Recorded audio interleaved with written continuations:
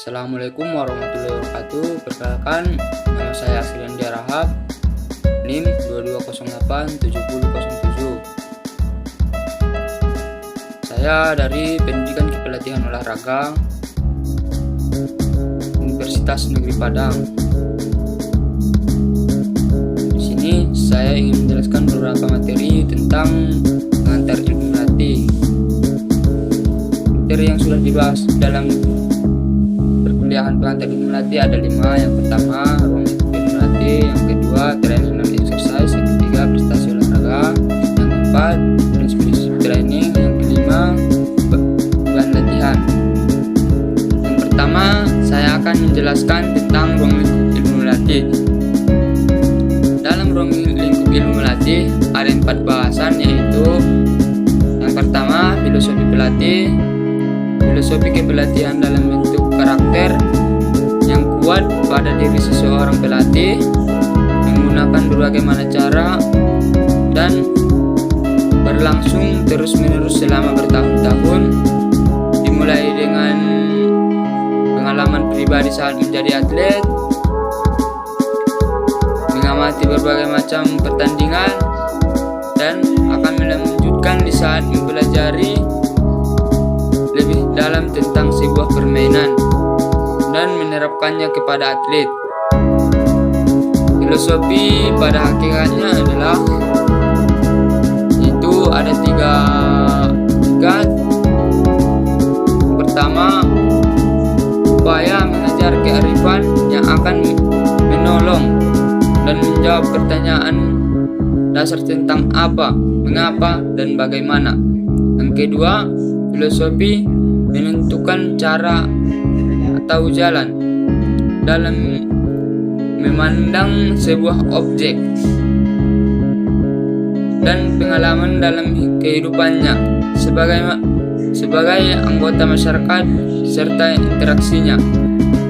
Yang ketiga, filosofi juga menentukan nilai-nilai dipegang menjadi pedoman dalam kehidupan.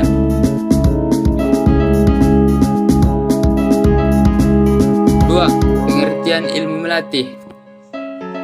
Ilmu kepelatihan adalah ilmu yang mempelajari sistematika dan pertandingan dalam olahraga untuk mencapai tujuan prestasi yang maksimal mungkin. Yang ketiga, pokok bahasan ilmu melatih. Pokok bahasan ilmu melatih ada 5. 1. Pembentukan fisik serta latihan kondisi fisik. Unsur yang dibentuk serta dikembangkan meliputi kekuatan, daya tahan, kecepatan, kelincahan, kelenturan, stamina, kekuatan, koordinasi, keseimbangan. Yang kedua,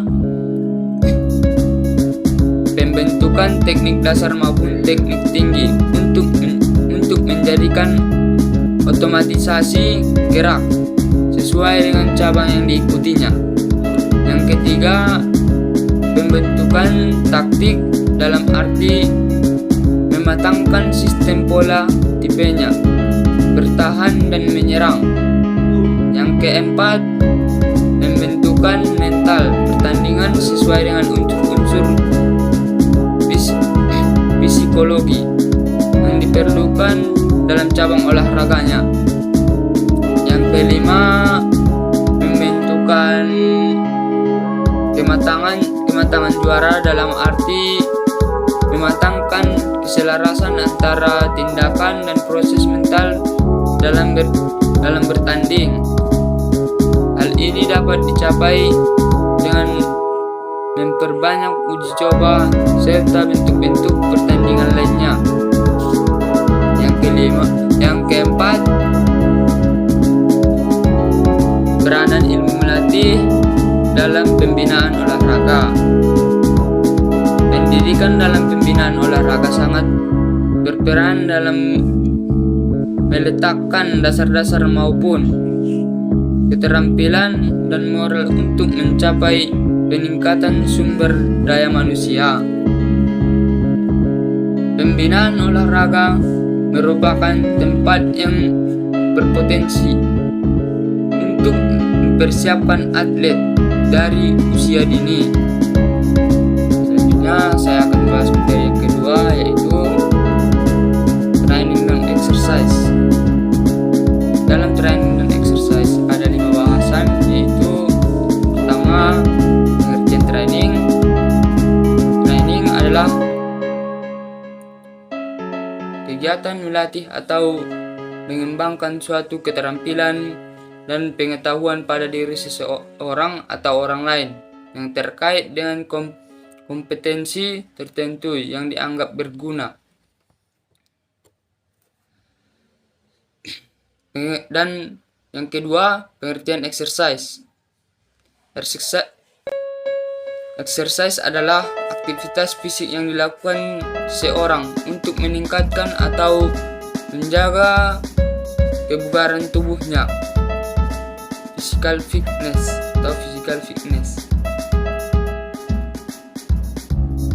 Sedangkan physical exercise adalah aktivitas fisik yang dilakukan untuk mengembangkan dengan menjaga kebugaran fisik. Lanjut, yang ketiga, pengertian drill. Drill atau latihan merupakan metode pengajaran yang dapat digunakan untuk mengaktifkan peserta didik pada saat proses belajar mengajar berlangsung. Karena metode drill menurut peserta didik untuk selalu belajar dan mengevaluasi latihan-latihan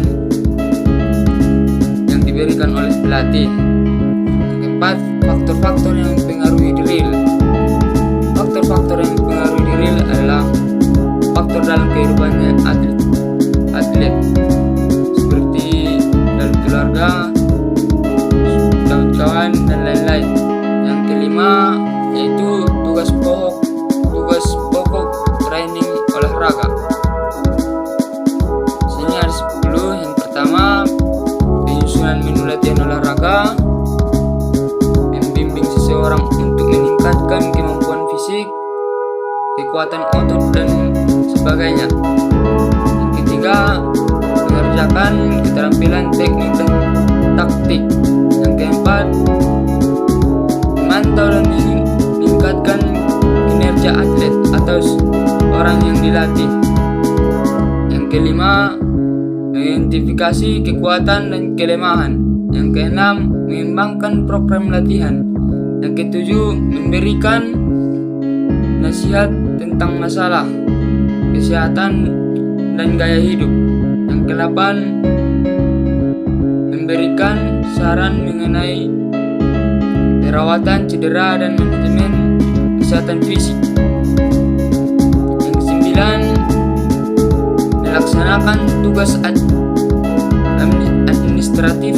Yang 10, membantu promosi atau perkembangan olahraga. Oke, lanjut ke materi yang ketiga, yaitu prestasi olahraga. Dalam prestasi olahraga ada 3 bahasan, yaitu yang pertama, prestasi olahraga dan olahraga prestasi.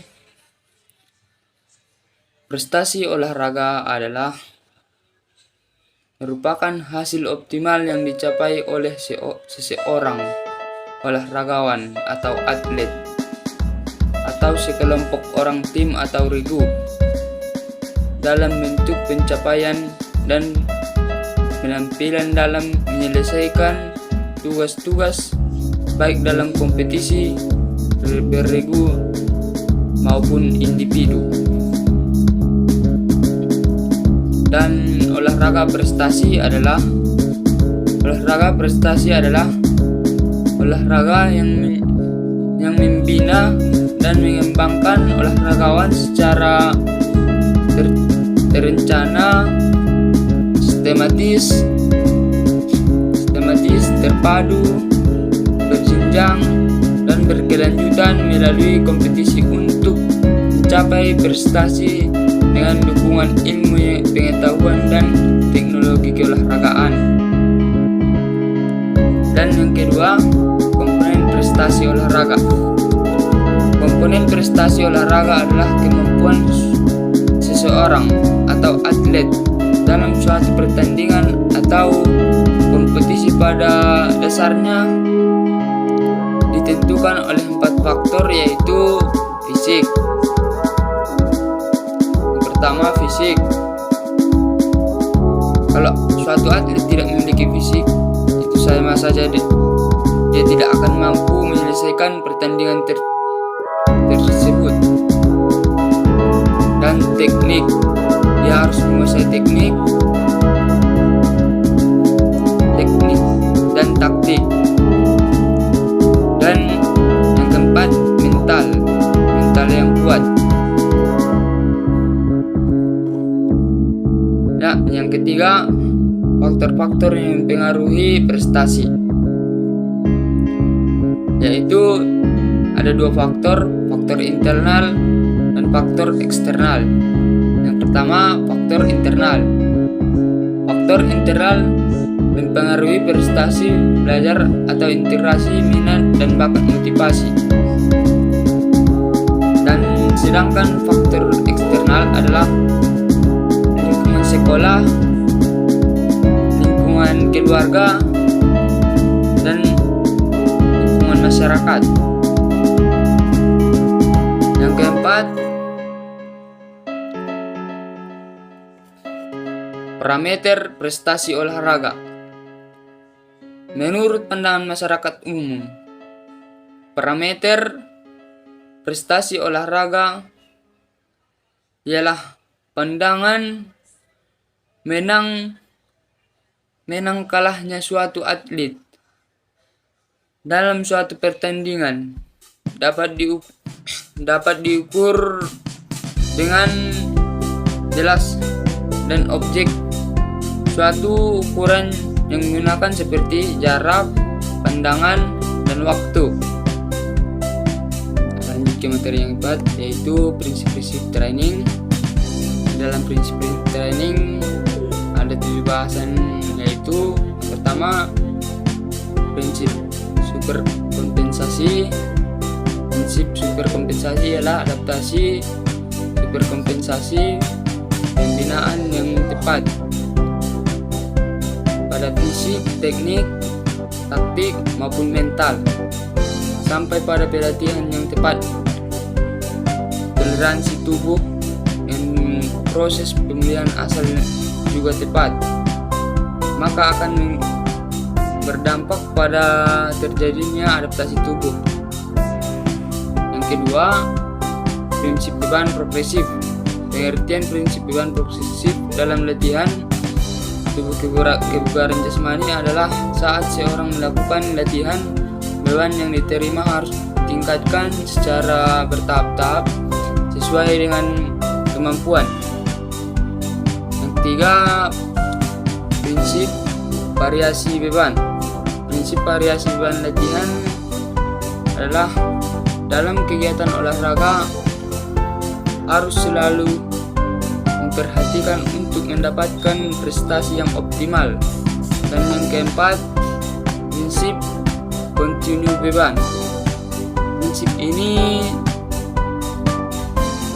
mengatakan bahwa beban latihan yang diberikan kepada atlet harus yang lebih tinggi dan cukup beringas. Yang kelima, prinsip perkembangan multilateral. Prinsip perkembangan menyeluruh atau mengintegral sebaiknya diterapkan pada atlet-atlet muda. Yang keenam, prinsip individualisasi. Mengenal kemampuan yang dimiliki siswa. Retardasi mental berdasarkan wawancara yang dilakukan peneliti dengan 4 orang guru, yakni guru kelas, guru pendidik, dan guru PJOK. Dan yang terakhir yaitu yang ketujuh, prinsip spesialisasi. Prinsip spesialisasi berarti mencurahkan seluruh kemampuan baik fisik maupun psikis pada suatu cabang olahraga tertentu. Oke, lanjut ke materi yang terakhir, yaitu materi yang kelima, menjelaskan tentang pembebanan latihan. Dalam pembebanan latihan ada 4 bahasan, yaitu yang pertama, pengertian beban latihan. Beban latihan adalah jenis paling umum dari latihan kekuatan untuk membangun kekuatan fisik dan menambah kekuatan untuk kerangka. Dan bahasan yang kedua yaitu jenis-jenis beban latihan, beban dalam dan beban luar. Beban dalam adalah latihan menggunakan beban tubuh sendiri. Latihan dan beban tubuh seperti push up, pull up, muscle up, ataupun dip. Sedangkan beban luar adalah kegiatan angkat beban untuk meningkatkan dan menguatkan otot. Contohnya seperti mengangkat beban yang berat seperti barbel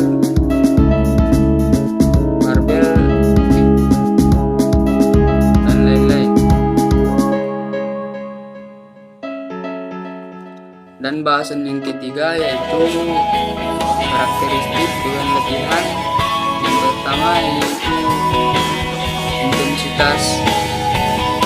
Intensitas adalah ukuran kesungguhan dalam melakukan latihan yang betul pelaksanaannya. Dan yang kedua, durasi. Durasi adalah waktu latihan seluruhnya. Ini mengurangi dengan menggunakan untuk latihan. Ketiga, frekuensi.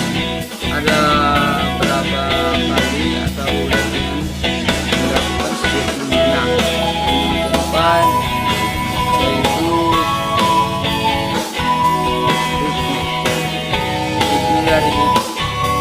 ritme adalah irama. Irama latihan atau prestasi yang digunakan yaitu berat dan dengan beban latihan atau tinggi rendahnya beban latihan. Dan masuk ke pembahasan yang keempat yaitu cara menentukan beban latihan. Cara menentukan beban latihan itu suatu hal yang harus diketahui dulu. Sebenarnya beban saat olahraga itu tidak punya angka atau standar tertentu yang harus diikuti, karena setiap orang punya level kebugaran, kekuatan, dan kondisi fisik yang berbeda. Maka seberapa berat bobot itu juga akan bervariasi pada setiap orang. Ya, saja dapat saya jelaskan.